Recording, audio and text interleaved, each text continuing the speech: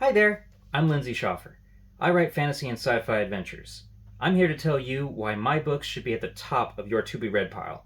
And we're going to start with my bestseller, The Beast Hunter. The Beast Hunter is the first installment of my Adventures of Kelton Moore series, but we'll talk more about those in a minute. It follows the adventures of Kelton Moore, a professional monster hunter and small-town hero. Kelton is not a mercenary. He's not a superhero. He's a working man with a good heart, doing a dangerous job to try to provide for his family.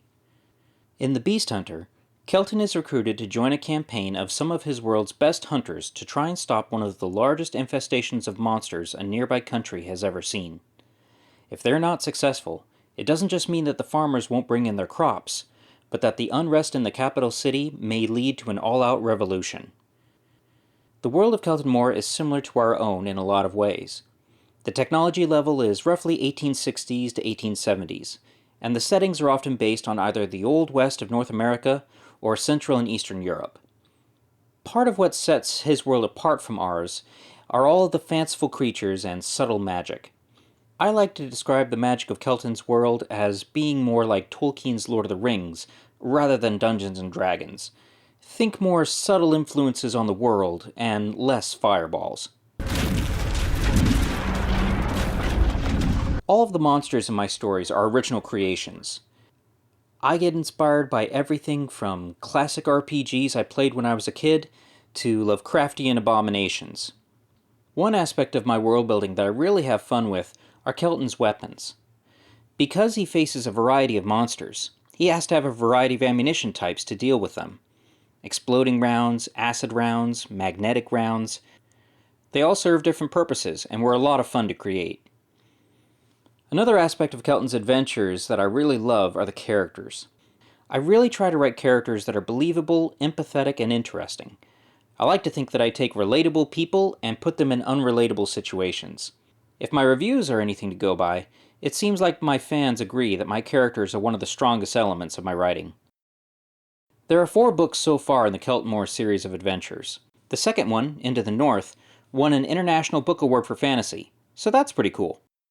The latest one, The Hunter's Apprentice, just came out a year or 2 ago, and yes, I am working on the next one. The Adventures of Kelton Moore are written to be an episodic series. Each book is a standalone installment, so you can read them in almost any order. Although, if you have the option, I'd always suggest reading them in the order that they were written in, just because that's how I discovered them, and I'm partial that way. In addition to The Adventures of Kelton Moore, I've also got a couple of other titles you might be interested in. Here's a fan favorite, The Dragon Within. It's a collection of 18 different short stories, mostly fantasy and sci-fi, but there's a good mix of humor and even a little bit of horror in there too to round things out. Everything from the first Olympics on the moon to a genie that gets taken to court for giving out bad wishes. I had a lot of fun with these. I've also got a standalone sci-fi survivalist novel here, Lost Under Two Moons. Think Castaway on Another Planet, all written in journal format. This was actually the first book that I wrote, so if you want to see where it all started, you can begin here. Otherwise, I usually steer people towards The Beast Hunter, just because that's my bestseller and the start to my series. All of my books are written for a general audience. They're not targeted to a specific age group. However, that being said, in case there are any parents here watching because they might want to buy one of my books for their kids, let me tell you that as a father myself, I like to write books that I can feel proud to show my kids one day. There's no sex, no swearing, and while there is some fantasy violence, there's nothing gruesome or gory here. I like to say that if your young reader can handle Harry Potter or Percy Jackson, they can totally handle my books.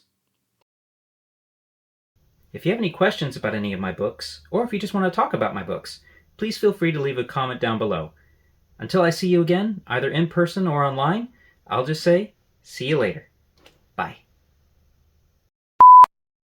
Feel free to leave a comment down below.